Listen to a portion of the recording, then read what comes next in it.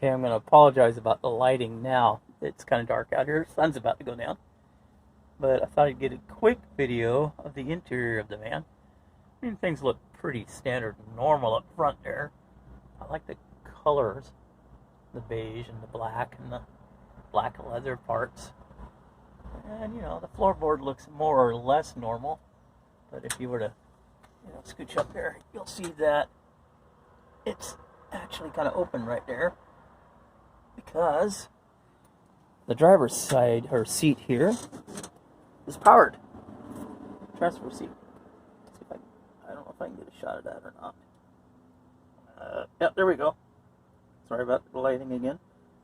Got buttons for forward and backward, with the seat up and down, and rotate. Makes it a little easier to transfer in. I know I got my fingers in that shot. This is not very good video, so I don't care. There's the or the ramp control. You can control the ramp from inside the van. And there's the bypass for the ramp.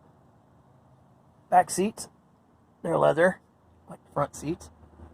Got 3 storage bins up top there, which is pretty cool.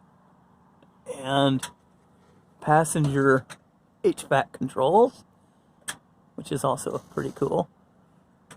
There's a halo lighting up in here, but it's, yeah, I guess you can sort of see it there. There it is. And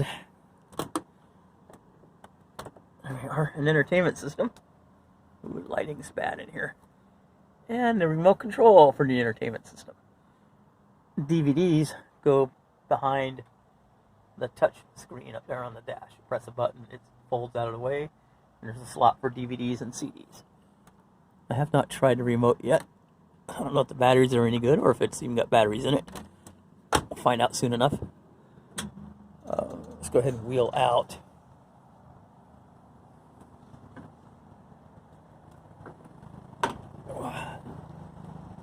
Again, the lighting's not very good. Got custom side molding to hide the fact that the floor has been dropped to 10 inches. Wow, this is really going to be a horrible video.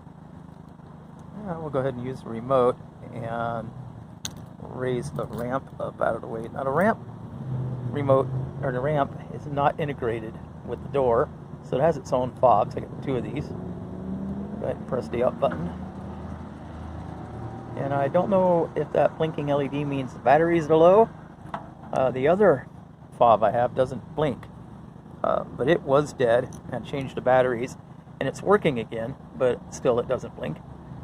We're going to go ahead and press the door button twice to close the door. There we go. So the door is closing. And you'll see that they put a warning sign here not to use this custom side molding as a step. It's just screwed into the bodywork. I don't know how other companies do it, but that's how AMS did it in 2013. Let me go ahead and close this door. There we go. So all the doors are closed. The lights do stay on for, I think, a couple of minutes. The back of the van, in case your remote goes dead, these 2 little white dots are for operating the ramp. So you can still bring the ramp up and down from there if the fob for the ramp goes dead. Let's go ahead and lock this up. There we go. I set it up to lock without bipping the horn, because, wow, bipping horns when you lock the doors and set the alarm is kind of annoying. There will be more video to come. The van still needs a proper bath. The rep from AMS did come out and take the van to the local car wash and stuff. He flew out from Tucker, Georgia, so that was pretty cool. So we got our AMS little plate cover there on the front. Man, I dig those headlights. Those are really sweet looking.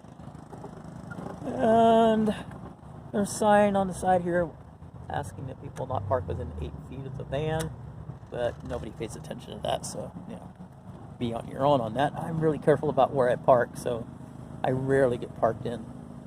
And this is the cool part. I live in Washington, and I have a Georgia temporary license plate on here.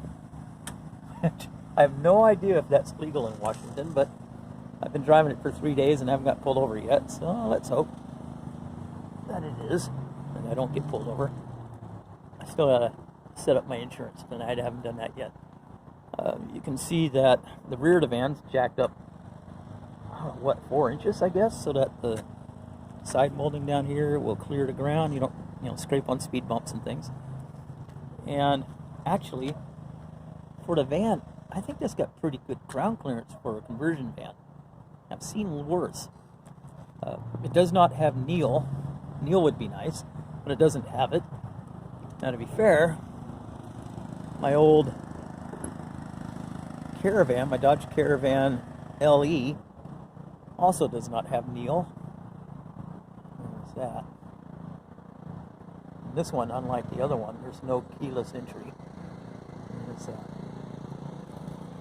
a door button and a ramp button and a lock to deactivate the button, so somebody just comes by and opens the door. And of course, those who have seen it before, there's the hinges at the top. This door does not slide backwards. It actually rotates up more or less like a gull wing door, which I think is kind of cool. But I don't have room for all the vans now, so this van is going away. I put it up on sale on Craigslist. I've already had one buyer, potential buyer, turned out to be a scammer, tried to scam me out of a lot of money. I reported him to the cops, and I've just sort of been playing him along for a while.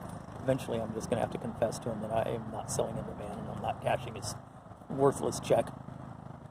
Now Ford over here, you'll notice this is an 85, so it's a year older than that Caravan. There are no buttons on the back of this van. And there's already video of this van on my YouTube channel, one of them anyway. So this one also uses a fob, not a factory fob. This one uses a Rikon fob, which opens the barn doors and then rotates and lowers the lift. I think it's a pretty good system. There are buttons up front at the driver's position for the same thing. And it works pretty well. This van's got a leaky transmission. I've had it to the shop twice, and twice they've failed to correct the leak. But other than that, the van runs great and gets really terrible fuel economy. But it did come with a Holley 4-barrel carburetor, 600 CFM, factory. So this was a factory 4-barrel intake. So that's got the 4-barrel. The Dodge over there has the Weber 3632, because the original Mikumi, I think it is, carburetor is all plastic, and it had trouble keeping it working. So the Chrysler is the first fuel-injected vehicle I've ever owned, which is pretty exciting. I've never had one of those before. Driven a few, but never owned one. Anyway, I've run this too long in really crappy light, so I'm going to call it.